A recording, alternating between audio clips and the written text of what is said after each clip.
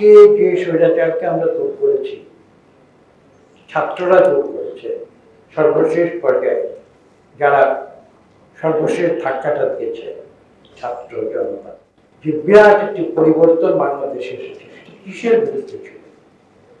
সেটা তো শুধু ফ্যাসিবাদের বিরুদ্ধে ছিল না। আমি বিশ্বাস করি এবং আমার মনে হয় বাংলাদেশের অনেক মানুষ এটা বিশ্বাস করে, আমাদের উপরে জোর করে যে একটি একনায়কত্ব চাপিয়ে দেওয়ার চেষ্টা হয়েছিল। বাংলাদেশে সবাইকে একইভাবে চিন্তা করতে হবে। রেললাইনের উপর দিয়ে গাড়ি যেমন একদিকে কেবলমাত্র চলে, সারা বাংলাদেশকে রেললাইনের উপর দিয়ে একদিকেই চলতে হবে, কোনো ভিন্ন মত থাকতে পারবে না।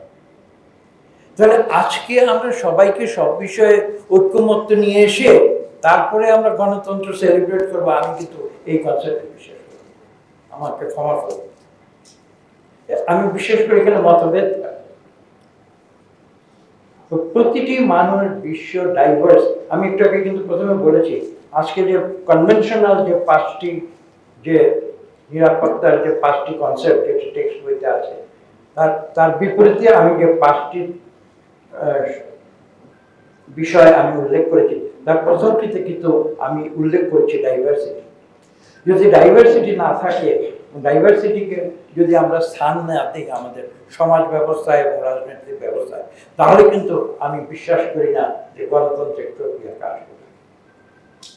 এবং সেই উদ্দেশ্যে আমরা অনেক বিষয়ে একমত হই, শতকরা 60, 70, 80 ভাগ বিষয়ে আমি মনে করি আমরা ইতিমধ্যে একমত হয়েছি। আর 10টি 20টি বিষয়ে বাংলাদেশে বিভিন্ন মতের রাজনৈতিক দলগুলো রয়েছে, তাদের মতো ভিন্নতা থাকতে পারে এবং মত ভিন্নতা থাকাই স্বাভাবিক। আমি বরং চিন্তিত হব, আমি ভাববো যদি সব বিষয়ে বাংলাদেশের সব রাজনৈতিক দল, বাংলাদেশের 18 কোটি মানুষ যদি একমত হয়ে যায় আবার নতুন করে, তাহলে কিন্তু আমি চিন্তিত হয়েছি। There's something wrong in the state of Labour. কাজেই আমি খোলাখুলি বলছি যে ইউনিটি ইন ডাইভার্সিটি একটা পুরনো ইংরেজি ফ্রেজ। ইউনিটি ইন ডাইভার্সিটি করতে হবে, ইউনিটি সবাই একমত হয়ে ইউনিটি করে আমরা একমত হব, সব কাগজে সই করব, তারপরে সব কিছু বাস্তবায়ন করব।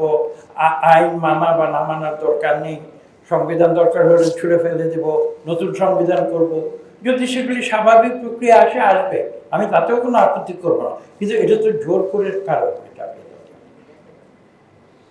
এটাই হচ্ছে প্রশ্ন। আমি খোলাখুলি একটি কথা বলছি, আজকে এই প্রশ্নগুলো যদি আমাদের অগাস্ট বিপ্লবের 1 বছর পরে না এসে 1 বছর আগে আসতো, তাহলে কিন্তু বাংলাদেশের মানুষ ভিন্নভাবে চিন্তা করত।